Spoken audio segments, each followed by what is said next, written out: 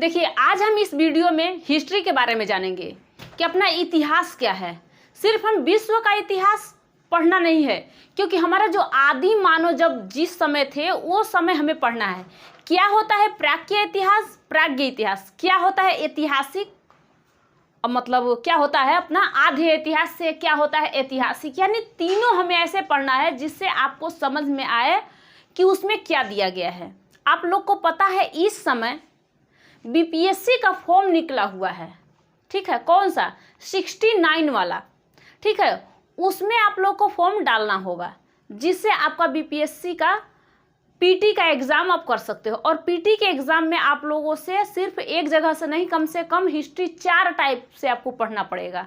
अब उसमें क्या क्या पढ़ना है, जैसे कि प्राचीन इतिहास आपको पढ़ना पड़ेगा, और क्या है इसमें मध्य इतिहास, आधुनिक इतिहास। अब वो उसमें ये विश्व का इतिहास है तो उसमें हम लोग बिहार के इतिहास के बारे में पढ़े हो कि हम बिहार के इतिहास के बारे में पढ़े, तब आपका बीपीएससी क्लियर। वो भी सिर्फ आपका पीटी का एग्ज़ाम होगा जिसमें 150 का नंबर आएगा, उसमें से आपको मेंस वाले में दोगे तो उसमें जोड़ा नहीं जाता है। सिर्फ ये कहा जाता है कि आप उस लेवल के हो कि नहीं, पढ़ सकते हो कि नहीं, उसमें जा सकते हो कि नहीं।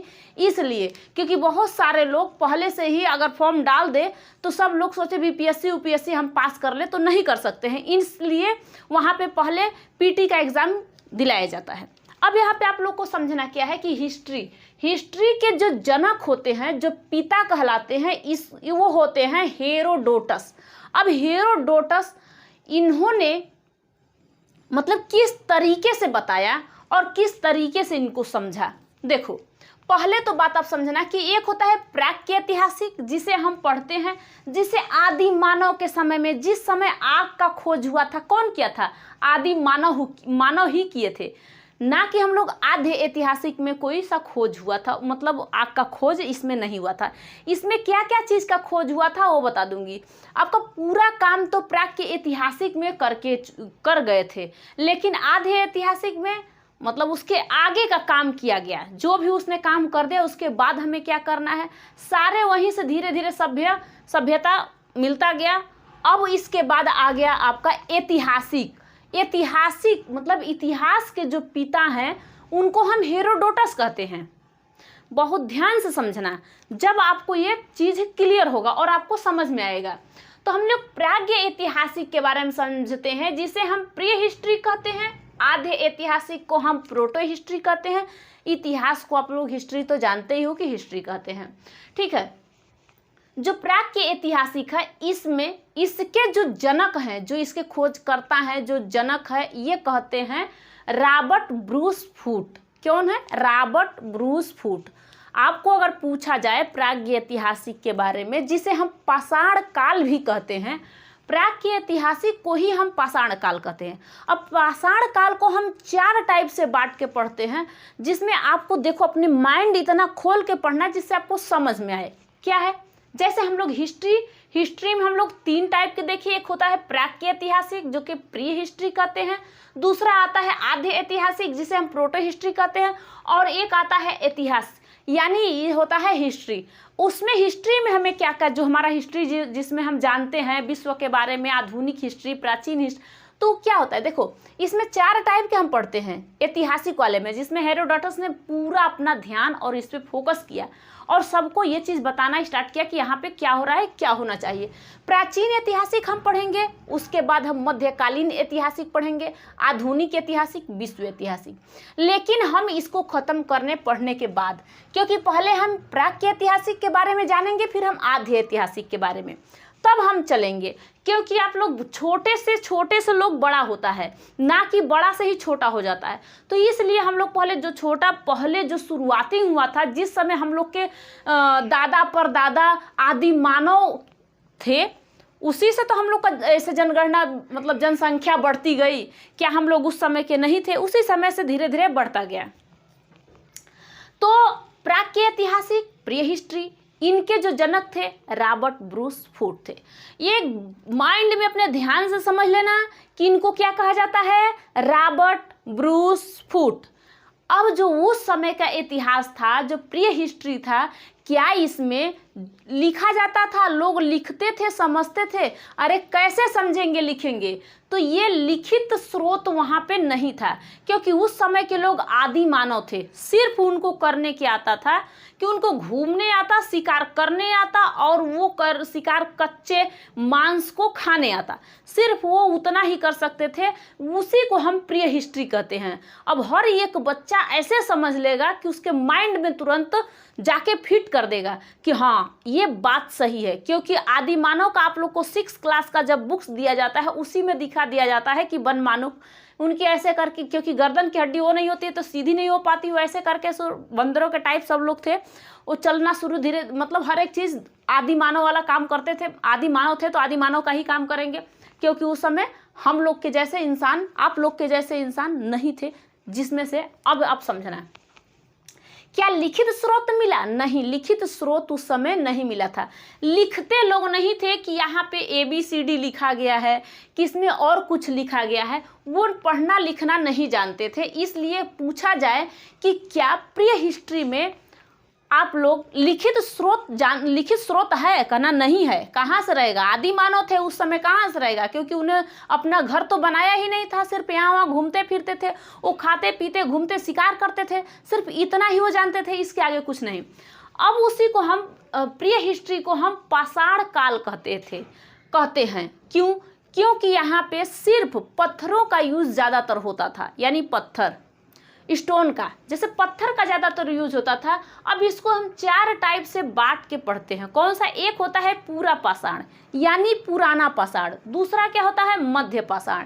और तीसरा नव पाषाण। और चौथा देखना है यहाँ पे उत्तर पाषाण, यानी क्या होता है कि या ताम्र पाषाण कहिए या उत्तर पाषाण कहिए।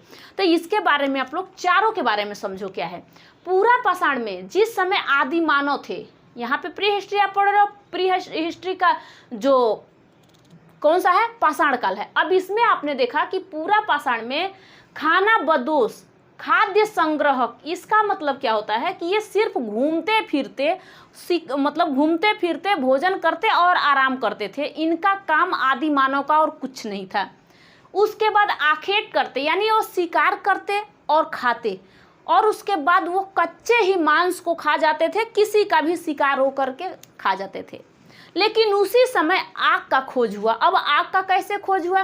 क्योंकि जब पत्थर से पत्थर टकराने से चिंगारी निकली तो पूरे वन में आग लग गया। जब पूरे वन में आग लग गया तो उस समय उनको कुछ खाने पीने को नहीं मिला। देखे कि हम जितने भी शिकार करके लोग खाते थे ये तो सारे जल गया, तो जले हुए चीज़ को खाना स्टार्ट किए, जितने भी जल गए थे जानवर उसमें, तो जानवरों को जले हुए मतलब जानवरों को खाना स्टार्ट किए। तो उन्होंने देखा कि जब हम कच्चे मांस को खाते थे तो उस समय स्वाद बहुत कम आता था, लेकिन अब हम पके हुए मांस को अगर खाते हैं, जैसे ये जल गया है, तो हमें अच्छा लगता है। तो इतने में उन्होंने पूरे पाषाण में इतना आप समझे क्या क्या? खाना बदोश, आखेट करते थे यानी शिकार करते थे, आग का खोज पूरा पाषाण में ही हुआ था। पूछा जाएगा तो आप लोग बता सकते हो कि पूरा पाषाण में आग का खोज हुआ था। उसी समय उन्होंने चित्र बनाया, चित्र, ठीक है। रायसीना की क्या तो है, वहाँ पे उन्होंने क्या किया था, मध्य प्रदेश में उसका एक जिला है, वहाँ पे उन्होंने खोज किया, बनाया था चित्र, यानी फिगर बनाया था। भीम बाटिका में उन्होंने क्या बनाया था? एक फिगर बनाया था। और उस फिगर से पता चला कि इन्होंने चित्रकला भी धीरे धीरे करना स्टार्ट कर दिया था। पत्थरों पे ही उन्होंने रगड़ना स्टार्ट किया और कुछ इस टाइप के बनाना स्टार्ट कर दिया था। यानी ऐसे करके उन्होंने कुछ इस टाइप के बनाया, कुछ भी हथियार लेके कुछ इस टाइप के उन्होंने बना दिया था। यानी कि ये चित्रकला भी उस समय करने लगे थे। तो ये था आपका क्या चीज़? पूरा पाषाण, यानी पुराना पाषाण के बारे में। पाषाण कौन सा है? पाषाण काल, यानी प्री हिस्ट्री में आप लोग पढ़ रहे हो, ठीक है। अब यहाँ पे आता है मध्य पाषाण। मध्य पाषाण का मतलब क्या होता है कि इसको माइक्रोलिथ कहते हैं। अब इसको माइक्रोलिथ क्यों कहते हैं? क्योंकि इसमें छोटे छोटे हथियार पाए जाते हैं, इसलिए इसको माइक्रोलिथ कहते हैं। छोटे हथियार, जैसे किसी चीज़ का छोटा सा हथियार बना लेना, वो मध्य पाषाण में बनाया गया था। इस मध्य पाषाण में धीरे धीरे इसको बनाया गया था। जैसे मान लीजिए कि कोई पत्थर है और पत्थर का बना लिए, लकड़ी का बना लिए, तो हथियार छोटा छोटा बनाना स्टार्ट कर दिए थे। तो अगर हथियार पूछेगा छोटा हथियार तो बता देना मध्य पाषाण में छोटे हथियार का खोज हुआ था। अब आभूषण का भी उन्होंने आभूषण क्या सोने और चांदी का थोड़ा ना वो पहनते थे, मतलब ये सोने चांदी का नहीं, वो पहनते थे कि क्या चीज़ का, हड्डियों का। जैसे ही देखे औरतें जब से ही देखती थी कि ये मरा हुआ है, यहाँ जानवर मर गया, अब उस जानवर का हड्डी उठा के अपने गले में बांध के लटका लेती थी। तो वो आभूषण उसी समय धीरे धीरे पहनना स्टार्ट कर दी, तो हड्डियों का पहनती थी पहले, ठीक है। उसी समय अंत्योष्टि करना सीखे उन्होंने। अब अंत्योष्टि क्या होता है? इसका मतलब होता है कि जो इंसान उस समय मर जाता था तो उसका दाह संस्कार वो करने समझ गए थे कि उनका दाह संस्कार भी किया जाता है। यह है मध्य पाषाण में। पूरा पाषाण में आपने देखा था खानाबदोश, आखेट और ये चित्रकला और आग की खोज। मध्य पाषाण में आपने देखा छोटा हथियार, आभूषण, अंत्योष्टि, इतना उन्होंने करने वहाँ पे सीखा था। उसके बाद आ जाइए अपना नव पाषाण में। ये आप लोग पढ़ रहे हो सिर्फ पाषाण काल के बारे में, क्योंकि प्राच्य ऐतिहासिक में 4 टाइप से हमने बांट के पढ़ा। अब आ जाता है नव पाषाण। नव पाषाण क्या होता है? यहाँ से उस समय के इंसान जो थे वो खेती करना सीख गए थे, और जब खेती करना सीख गए तो अब इस खेती किए हुए अनाज को, अब वहाँ पे जब खेती किए तो उन्होंने अपने लिए आवास भी बनाया था, मतलब घर बनाया था अपने लिए। कब बनाया था? ये नव पाषाण में ही खेती किए, घर बनाए। तो कोई खेती के बारे में पूछेगा तो नव पाषाण में, आवास के बारे में पूछेगा नव पाषाण में। लकड़ी का पहिया उन्होंने बनाना स्टार्ट किया। अब क्यों? क्योंकि जब खेती करेंगे तो अपने घर में ले जाने के लिए इस लकड़ी के पहिए का उन्होंने यूज किया, यानी पहिया बनाया। पहले तो लकड़ी पे रखते थे अनाज और घींच के ले जाते थे, लेकिन वो सोचे कि नहीं ऐसे नहीं होगा। अपना माइंड धीरे धीरे उसी समय उन्होंने लगाना स्टार्ट किया। तो लकड़ी के 2 लकड़ी ऐसे बिछा लिया और उसके ऊपर अनाज रख के फिर खींच के ले जाते। तो लकड़ी इस समय का इधर रह जाता था, उस समय उधर चला जाता, और जो अनाज था उसका गिर जाता। फिर उसने दिमाग लगाया कि लकड़ी में देखा होल और उसी में डाल के वो बना दिए पहिया। तो धीरे धीरे वो पहिया धीरे धीरे आविष्कार करते गए। तो ये हुआ अपना नव पाषाण में पहिए का आविष्कार हुआ। उसके बाद मनका जानते हो? मटका जो होता है मिट्टी का बर्तन वाला, समझना, मिट्टी का बर्तन एक क्या है। जब उन्होंने खेती किया तो अपने घर में एक मनका रखेंगे, क्योंकि उनको अनाज रखना है। क्या करना है? अनाज रखना है। जो खेती किए थे जितने भी अनाज थे उनको ले जाके रखना है मटके में। तो मटके में अनाज धीरे धीरे रखना स्टार्ट कर दिए थे। तो मनका पूछेगा, खेती पूछेगा, आवास और लकड़ियों का पहिया, तो यह बता देना किसमें? नव पाषाण में। अब उन्होंने पालतू जानवर पालने स्टार्ट किया। अब कौन सा था? कुत्ता, क्योंकि कुत्ते को वो समझते थे कि ये वफादार होता है। वो भी लोग समझदार ही थे, क्योंकि शेर और हाथी थोड़ा ना पालेंगे, ये तो मारपीट कर लेंगे सब। तो इसलिए उन्होंने कुत्ता पाला, ठीक है। अब देखो, अब खेती जो हुआ था उनके पास, जो खेती हुआ था उस समय पहली बार खेती क्या चीज़ का हुआ था? नव पाषाण में जौ और गेहूं का खेती हुआ था। ये 7000 ईसा पूर्व पहले हुआ था खेती, जो कि पाकिस्तान के मेहरगढ़ में हुआ था। और मेहरगढ़ में ही हुआ था, लेकिन सुलेमान और किरथर के दोनों पहाड़ियों के बीच में इन्होंने खेती करना स्टार्ट किया। जो नव पाषाण में खेती किए थे तो ये खेती इनका हुआ था कहाँ पे? सुलेमान और किरथर पहाड़ियों के बीच में। और ये कहाँ है? मेहरगढ़। यानी मेहरगढ़ कहाँ है? पाकिस्तान। तो पाकिस्तान के मेहरगढ़ में उन्होंने खेती किया था। और किसका पहले खेती किए थे उन्होंने? जौ का। उसके बाद गेहूं का खेती उन्होंने किया था। तो आपने इतना देखा कि नव पाषाण और खेती कहाँ कहाँ हुआ था। तो नव पाषाण में पूछेगा भाई खेती कहाँ हुआ था? नव पाषाण में। आवास कहाँ बनाया गया था? नव पाषाण में। पहिए का खोज नव पाषाण में। आग का खोज किसमें हुआ था? पूरे पाषाण में, मतलब पुराना पाषाण में। तो इस तरीके से आप लोग इसको पढ़ सकते हो। अब आ जाता है उत्तर पाषाण यानी ताम्र पाषाण। यानी यहाँ क्या है कि यहाँ पे तांबे का खोज हुआ, क्योंकि धीरे धीरे इन लोगों ने पहले प्राच्य ऐतिहासिक यानी प्री हिस्ट्री में धीरे धीरे हर एक चीज़ का खोज कर लिया। पहले जानवर को ऐसे ही कच्चे खाते थे, भूज के खाना स्टार्ट किए, आग का खोज किए, इन्होंने खेती, फिर उसके बाद उन्होंने खेती किया। धीरे धीरे समय बीतता गया, वो अपना खेती होती करते गए। फिर इंसान के तौर पे हम लोग तो हैं ही, आपको पता ही है।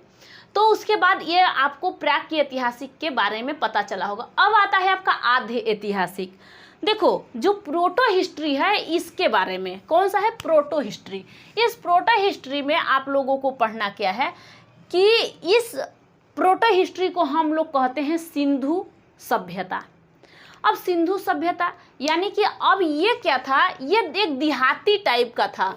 जो हमने पढ़ा था प्री हिस्ट्री, ये देहाती था, देहाती गांव था एक। लेकिन जब हम पढ़ेंगे आधि ऐतिहासिक यानी प्रोटो हिस्ट्री, तो सिंधु सभ्यता ये शहरी व्यवस्था था। तो अब हम शहरी व्यवस्था में जाएंगे और शहरी व्यवस्था के बारे में पढ़ेंगे।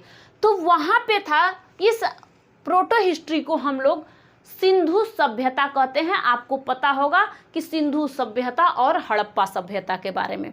तो आपका जो सिर्फ आपका प्रिय हिस्ट्री था ये तो आपका खत्म हो गया। देखना ध्यान से, अगर आपको ये स्क्रीनशॉट लेना होगा तो ले लेना। देखो यहाँ पे आपको लोगों को दिख रहा होगा कि जो हमारा प्रिय हिस्ट्री है इसमें आप लोगों ने 4 टाइप से पढ़ लिया। इसी को पाषाण काल भी कहा जाता है, पूरा पाषाण भी, मध्य पाषाण भी, नव पाषाण और उत्तर पाषाण कहा जाता है। ये चारों पाषाण आपने पढ़ लिया, ये आपका खत्म हुआ यहाँ तक। लेकिन अब जब हम आधि ऐतिहासिक के बारे में, प्रोटो हिस्ट्री के बारे में पढ़ेंगे तो उसमें हम सिंधु सभ्यता के बारे में पढ़ेंगे कि सिंधु सभ्यता का आकार कैसा है। तो त्रिभुजा आकार है, वहाँ कहाँ से कहाँ तक उसे हम किस तरीके से पढ़ सकते हैं। तो देखो सिंधु सभ्यता अपना जैसे पाकिस्तान से लेके आइए, भारत से ऐसे इस तरीके से लेके यहाँ तक हम लोग पढ़ेंगे, जिसमें से आप लोगों को मांडा के बारे में, इसके बाद आपको सारे मतलब जितने भी शहरी हैं उनके बारे में हम लोग पढ़ सकते हैं। समझ में आ रहा है आपको? इतने दूर तक आप लोग को त्रिकोणकार में जो है इसके बारे में हम लोग पढ़ेंगे। अब इसका खोज किसने किया था, ये सिंधु सभ्यता क्या है, चार्ल्स मैसन क्या है, सारे चीज़ के बारे में हम लोग नेक्स्ट वीडियो में समझेंगे। यहाँ तक आप लोगों ने इतना समझ लिया, इतने पूरे आप लोग ध्यान दे लेना। नेक्स्ट वीडियो में आपको आधि ऐतिहासिक के बारे में पढ़ाऊंगी। तब तक के लिए थैंक यू।